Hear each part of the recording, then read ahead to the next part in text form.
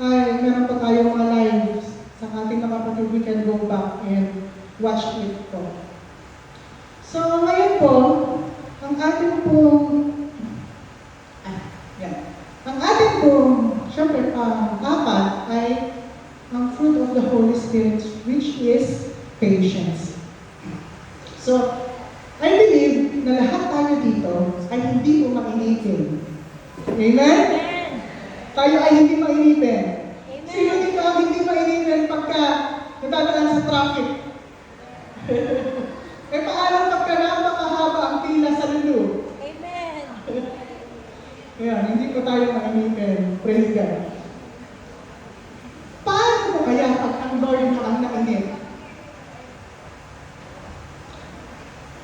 Kung tayo na sa totoo lang is pinapahaba naman ng Lord ang ating pasensya sa araw-araw. Alam ko na bawat isa po sa atin ay tinutulungan ng Lord pagdating sa aspeto na yan. But how about pag ang Lord na ang nainip? Waiting on the Lord may be one of the difficult aspect of our Christian life. Because we know na sabi ng Lord, He will be coming back. Di po ba? Pero, parang ang tagal naman, Lord. Nakaraan na po ang over 2,000 years. Hindi pa bumabalik ang Lord. Sino po dito ang naghihintay sa Panginoon? Amen. Amen. Waiting is not just something we have to do in order to get something. Hindi po ito yung paghihintay lamang dahil meron tayong gustong makuha. Waiting is the process of becoming what God wants us to be. Patience leads to our transformation. Amen po. Sabi nga po, ang pagkakaiba po pag tao, nanggaling sa tao, ang nagsabi, hindi lamang daw pasensya ang kailangan, kundi dapat may gawin ka din, kundi wala kang mapapala. Pero ang sabi ng Lord, don't just do something, stand there. Ang pagkakaiba po, sabi ng Lord, habang ikaw ay may ginagawa, kailangan mong magtiwala at magantay sa Kanya. Patience does not mean we have to do nothing. Siyempre, hindi naman po ibig sabihin na wala tayong gagawin. Hindi po ba? Because those who patiently wait, trusting the Lord, are those who work in alignment to God's purpose. Kaya ngayong umaga po ito, pinamagatan ko ang ating mensahe, Jesus' return is worth the wait. So sabi nga po natin kanina, bawat isa po sa atin ay nag-aantay sa pagbabalik ng Panginoong Jesus. Ang ating pong scripture is found sa James chapter 5 verse 7.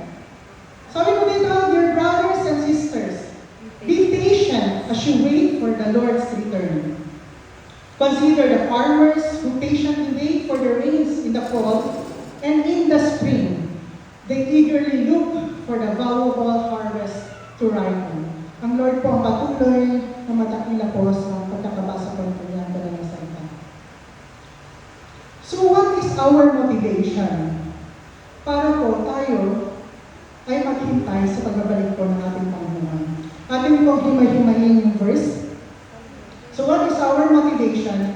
Why we are told to wait patiently. Ang una po, God does not run out of time. Tunay, di ba? Ang nagmamay-ari ng ating oras ay ating Panginoon. Hindi po siya nauubusan ng oras. Siya ang nagpapatakbo nito at siya ang may hawak nito. Ang tanong, kailan babalik ang Lord? Naiinip na po ba ang bawat isa? Kung sa tingin natin, kulang sa atin ang 24 hours, sa Lord po hindi. Because He owns time and He does not run out of time.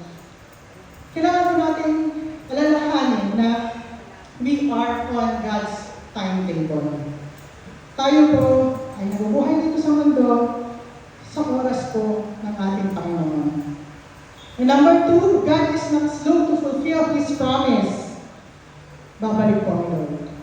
Yun ay sigurado.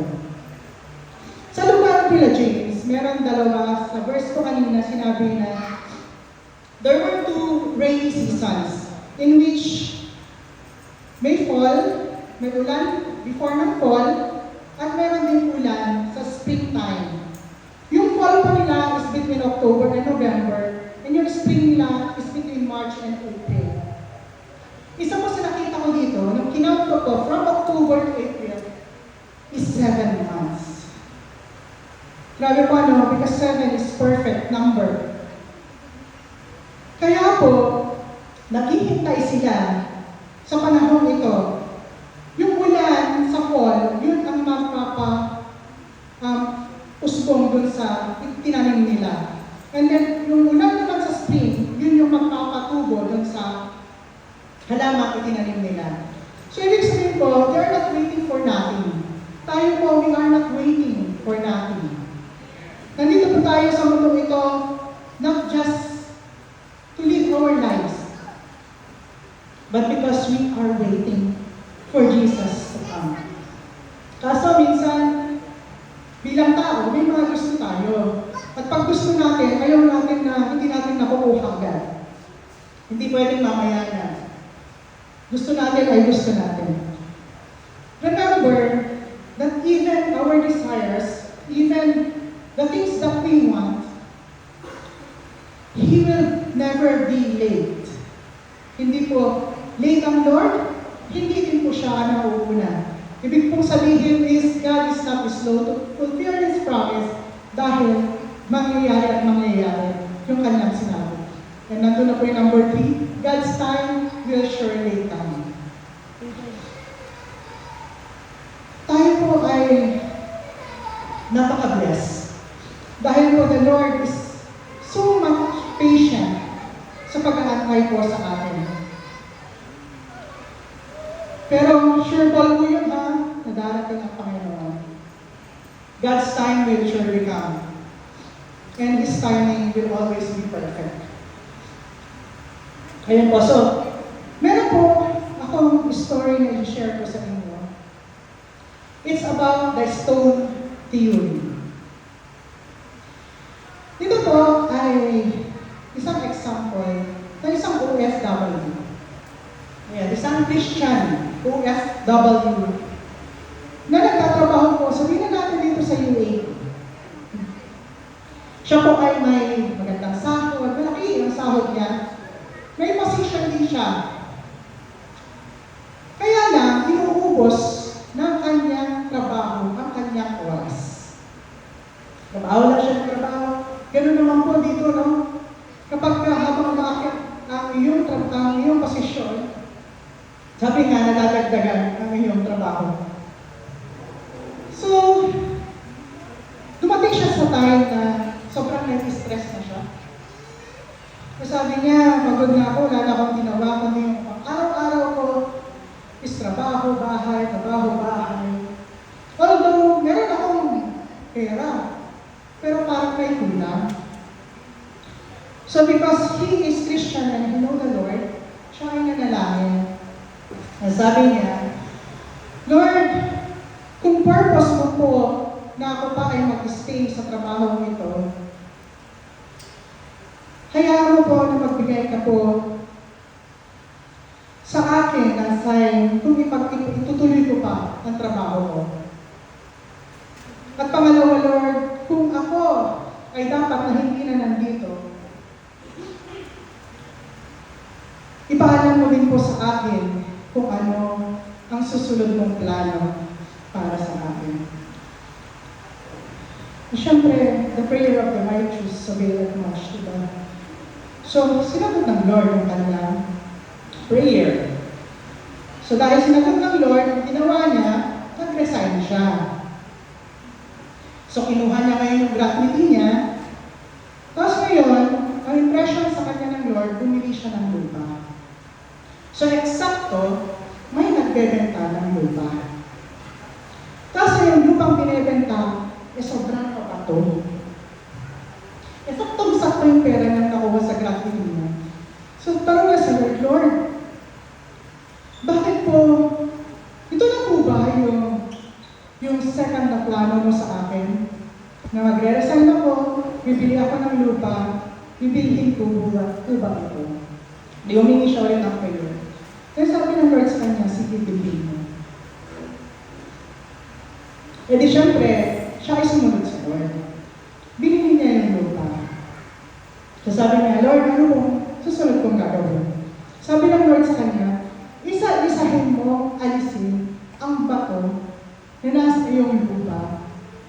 At pagkatapos na, pagkakaloob ko sa iyo, ang pinakamainam na ani. So excited siya. Siyempre tayo, pag pag meron tayong answered prayer, lalo na sa hinihingi natin sa Lord, excited tayo gawin kasi galing sa Lord to eh. So ginawa po niya yun. Sa isa niya, inuhat yung bato, pinanggal, gano'n pinanggal. Na dumating sa point na, syempre sa dami ng bato, tayo minsan dito tayo, di ba? Kung saan natin pinupulot yan, tinatanggal. Eh, na-stress siya ulit. So sabi niya, Lord, pagod na ako. Pointless naman itong ginagawa ko. Ano bang gusto mong mangyari? Sabi ni Lord, tuloy mo lang anak. Sige lang. Siyempre, nandun pa kasi yung kanyang fire, so tinuloy niya. Tanggalin niya yung mga bato, tanggal niya. Talagang dumating ka sa point ngayon, Lord, ayoko na. Ayoko na talaga, Lord. Pagod na ako. Hindi naman yung nauubos ng mga bato. Sabi niya, Lord, bebenta ko na lang itong lupa kahit pa malugi. At ako na lang po mag-design sa pera. Magbebenta ako. Kikita pa. Kasi sabi ng Lord, wait anak. Pag-uwi mo sa iyong bahay, pagkatapos nito, humarap ka sa salamin. Di umuwi siya, ginawa niya ulit. Sinunod niya ulit yung ginawa. Yung sinabi ng Lord sa kanya. And then, the Lord says, while I was asking you to remove every stone, carrying them one by one, it was not the land I am preparing for you. It is you whom I am preparing for my return.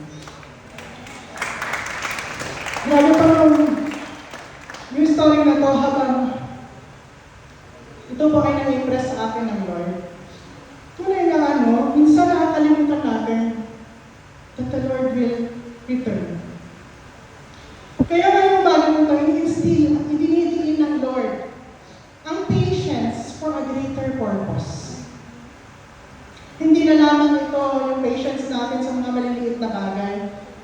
No, minsan nauubusan tayo ng patience kahit sa traffic lang, kahit sa pagpila ng mahaba. Even sa ating sarili minsan, we lose patience. Pero, ang gustong ipahatid sa atin ng Lord, He is preparing every one of us. Yung patience na sinasabi ng Lord, patience para sa ating transformation. We know that the Lord is holy, and when He comes, gusto niya ang bawat isa sa atin ay malaknan niya ayon sa kanyang nais, ayon sa kanyang purpose.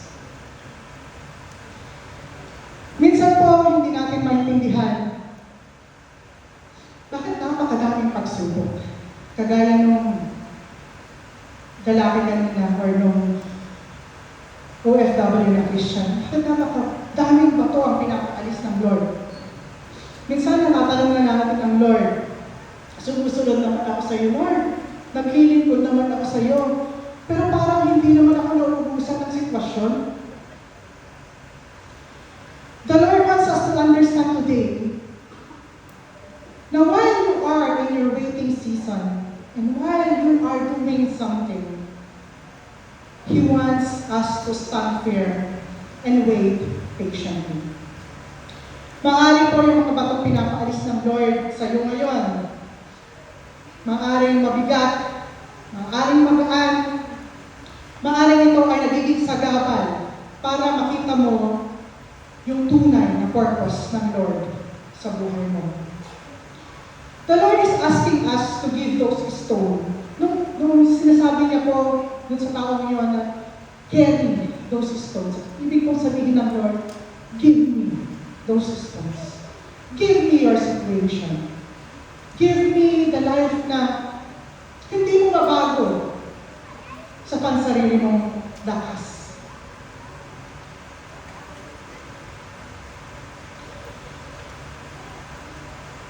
Tayo po, ang bawat isa sa atin ay inaayos pa ng Lord. We cannot say na magagalitin ka ngayon, bukas mabait ka na. No. Patience will lead us to the process of transformation. Yung pagpapasensya mo, yun yung gagamitin mo para dun sa process of change. Amen po? So how can we apply patience while we wait for the Lord? Siyempre po, this is application series, kaya ano po ang ating magagawa para ma-apply po natin ang mahabang pasensya. First po is patiently obey God's instruction. Sino po dito ang nakakatanda pa ng Ten Commandments? Mukhang hindi na po natin nakalala, ano, kasi hindi naman po natin lagi ito na gagawa, kasi sabi nga po it's the law that no one can even do, can even follow.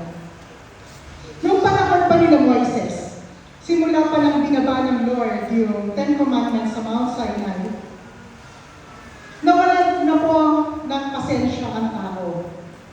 Diba, inaantay nilang bumaba si Moises from Mount Sinai? Ano po ang kanilang ginawa? Dahil naiinip sila.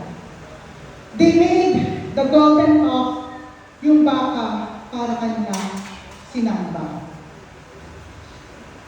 So God made sure na sa panahon natin ngayon, tayo po ay makasunod sa Kanya. That's why He sent His Son Jesus to fulfill the law, na hindi po masunod ng tao. And instructed us with the two greatest commandments. Siguro naman po ito, alam na alam natin. Ito po ay matatagpuan natin sa Matthew chapter 22 verses 37 to 39. Ano po yun? You must love the Lord your God with all your heart, with all your soul, and with all your mind. This is the first and greatest commandment. And the second is equally important, love your neighbor as yourself. Tayo po ba, kaya po, ini-instill ng Lord ang kanyang pagbabalik. Because nakahasa po dito ang ating pasensya. While we are patiently waiting for the Lord's return, clear ang instruction po sa atin ng Lord. Dito nga tinuturuan na tayong magpasensya. Ang mahalin ang mga hindi kaaya-aya. Mahirap daw po talagang mahalin, di ba? Pero sinasabi ng Lord sa iyo, let your patience love that person more. Even to ourselves, minsan, napaka-unfair po natin. Minsan, pag hindi obvious yung changes na nangyayari sa iyo, sa iyong buhay, sa iyong sarili, sa iyong sitwasyon, we tend to give up. Tapos, sabi natin, ayoko na, balik na lang ako sa dati, mas masaya ako sa dati. But God is telling us to have the patience to obey. Dahil ang patuloy na sumusunod sa Lord ay hindi po pwedeng sa hindi papabuti at papabanal. Amen po? Hindi na lang ikaw magtataka sa mga pagbabago sa buhay mo, kundi sa mga tao sa paligid mo. That's why it's very important to have patience to obey God's instruction. And pangalawa po, patiently endure God's pruning, pressing, and crushing.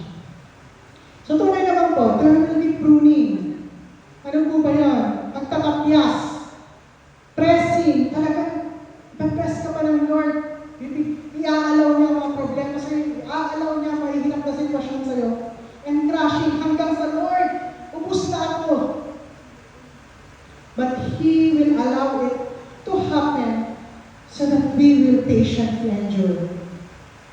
Dahil hindi po tayo, ang tao po hindi po natututo kapag hindi dumadaan sa sitwasyon. Amen po. Sa mga sitwasyon na dumadaan sa atin, doon tayo tinuturuan ng Lord.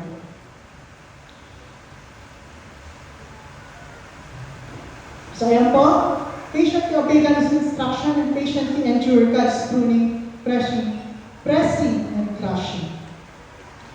So, saglit lang po ako, so we are in the conclusion. So James 5:8, sabi ko dito, katuloy ko ng kanina, James 5:7, then James 5:8. You too must be patient. Take courage, for the coming of the Lord is near. Ang Lord po, pag idinidiin niya ng ulit-ulit, ibig sabihin, importante po yun. Maaaring sa atin, sa sobrang busy ng ating buhay, and we don't look forward to a better home, dahil maaaring dito pa lang, we feel that it is our home.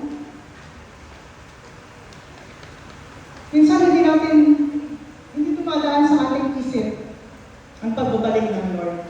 Kaya minsan nagiging hayahay tayo, nagiging kontento tayo sa meron tayo. Pero sabi nga, a person's willingness to wait reveals the value what he has or she desires. Ibig po sabihin, patience reveals what is in our heart. Kaya ito po yung mensahe ng Lord sa atin today. Dahil pinapaalala niya na bawat isa po sa atin should have patience. Mapa sa sarili mo, mapa sa ibang tao, mapa sa sitwasyon ng buhay mo. Because this will lead us to our transformation. Kapag sa tingin mo po walang nangyayari sa iyo, sabi ng Lord, wait patiently and stand firm. Kaya nga po, isinet Panginoong Jesus sa bawat isa sa atin. And the promise of His coming back ay hindi pa nangyayari. It is all for our own good. Naniniwala po kayo doon? It is for our own good. Because He is waiting for us to come in repentance sa Kanya.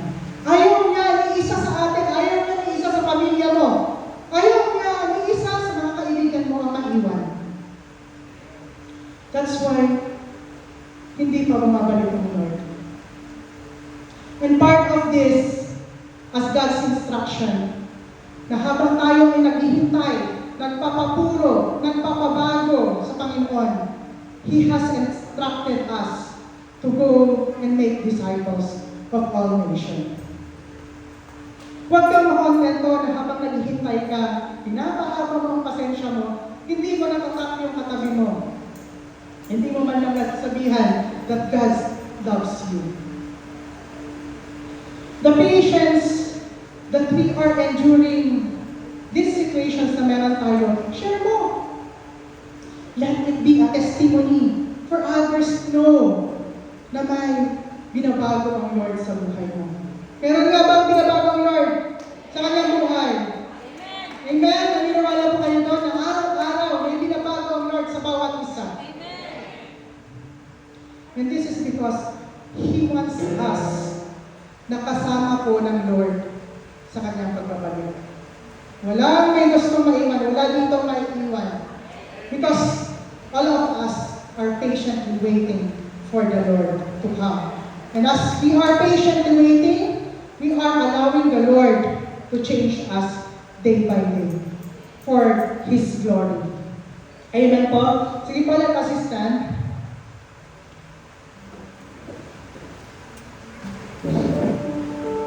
Today po, napakaganda po ng message ng Lord. Kung ang bawat po isa sa atin ay hindi pa po hindi pa inaalaw ng Lord na naturuan pagdating sa pagpapasensya. Let us always understand that it's not about our situation. Kagaya po ng tao kanina, it is not about the land that God is preparing for us. it is us whom the Lord is preparing for His return. Ikaw muna ang babaguhin ng Lord bago ang sitwasyon mo. Be excited na madaming sitwasyon sa buhay natin ang dumadating. Dahil gusto ng Lord na baguhin tayo. Ayusin ang buhay natin sa papabubuti at sa papamanal. Right now po, habang inaalala po natin yung mga sitwasyon na naging yung ating pasensya ay umikli o nagkulang tayo ng pasensya. Dapat dito pa lang, isa sa matutunan natin is praktisado na dapat tayo sa pag-worship sa Panginoon. Dito pa lang, we should instill na yung praise and worship na ginagawa natin should be in spirit and in truth. Kaya habang nakatayo po tayo, habang inaalala po natin kung saan tayo nagkulang sa pasensya, ito man po ay sa mga maliliit na bat or sa ating mga sarili, sa ating pamilya, sa ating mga trabaho, sa ating mga sitwasyon. Let's turn it into worship. Alam niyo po kasi yung pasensya, minsan you need to calm down. Yung pagpapasensya kasi kailangan nasa stillness ka. Dahil kung wala, iikli talaga yung pasensya mo. That's why every time you forget, let patience manifest. Turn it into worship. Sige po, kantahin po natin ang kantang ito. Pupurihin ko sa akin.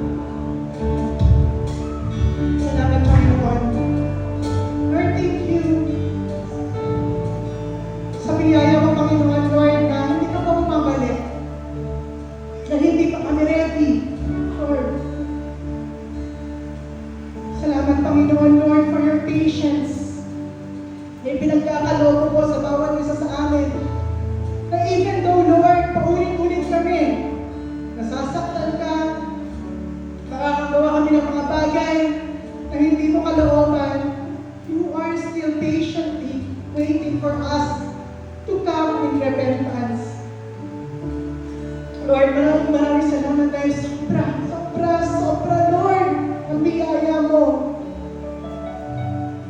Sabi niyo, your grace is sufficient.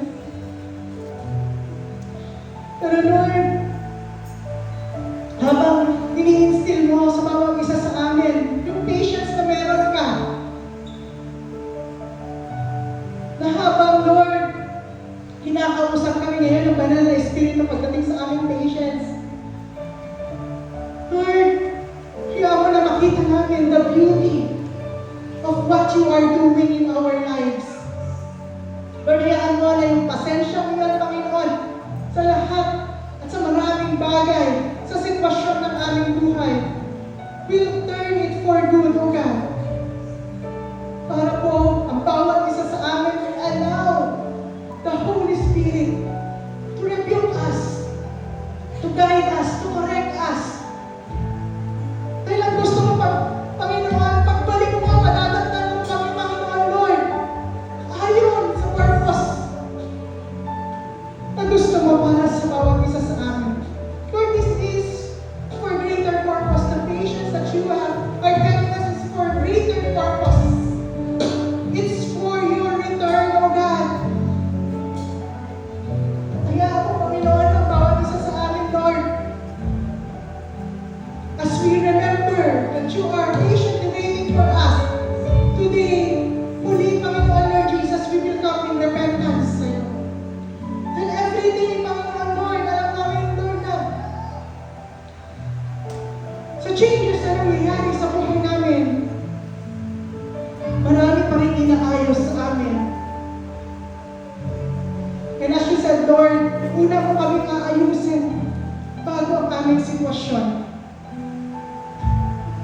Because if you change us, glory to glory, Lord, sa mga sitwasyon namin, we will see your glory in it.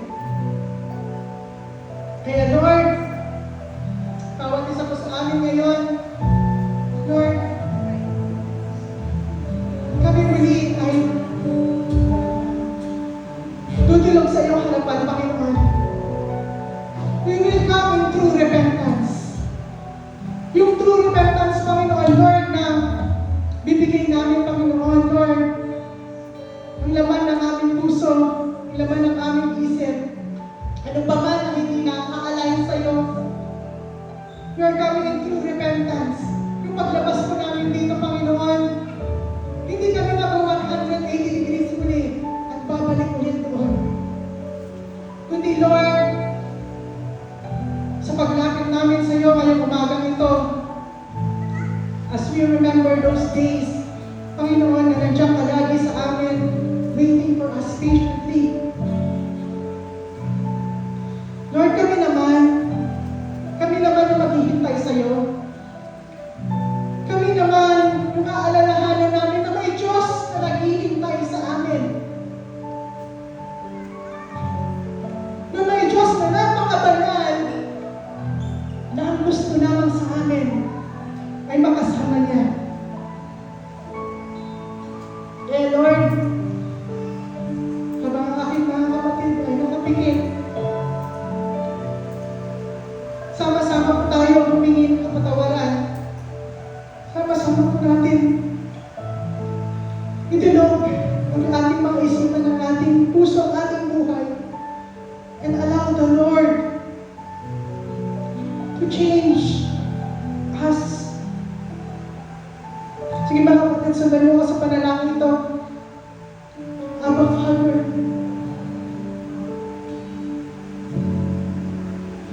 lumalapit po kami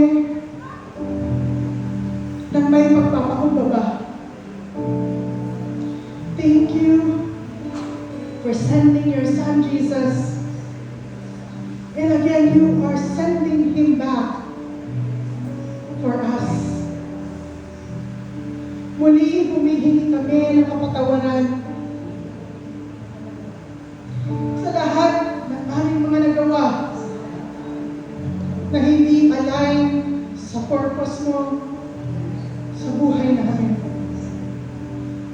Lord, lahat po ng nagagawa namin sa araw-araw, kami ay patawarin mo. Lord, we come in true repentance. And we allow you, Lord, as we accept you as our Lord and Savior. Patuloy kang manahan, patuloy kang maghari, and change us, Lord, glory to glory. Lord, patuloy po akong nag-aantay sa iyong pagbabalik. Thank you, Jesus. Sige po, hindi po ako manalangin. Hallelujah, Father. Lord, maraming salamat po. Nakita mo po ang puso ng bawat isa. Lord, natulog sa iyo ngayong umagang ito. Lord, kung sa mga oras, Panginoon, Lord, na hindi namin naalala our greater purpose.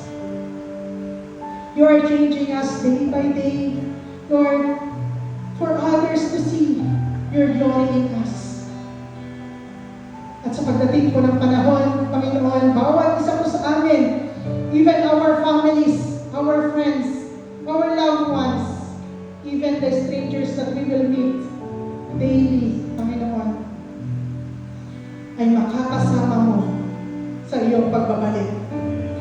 Lord, sa lahat ng ito, patuloy na ikaw ay makapurihan, madakila, and let this patience that you are instilling in us, Panginoon, ay patuloy namin malakaran as we obey every instruction that you have for us, and as we patiently endure all the situations na meron kami sa aming buhay. To you all the glory, honor, praises, and thanksgiving. In Jesus' name, amen.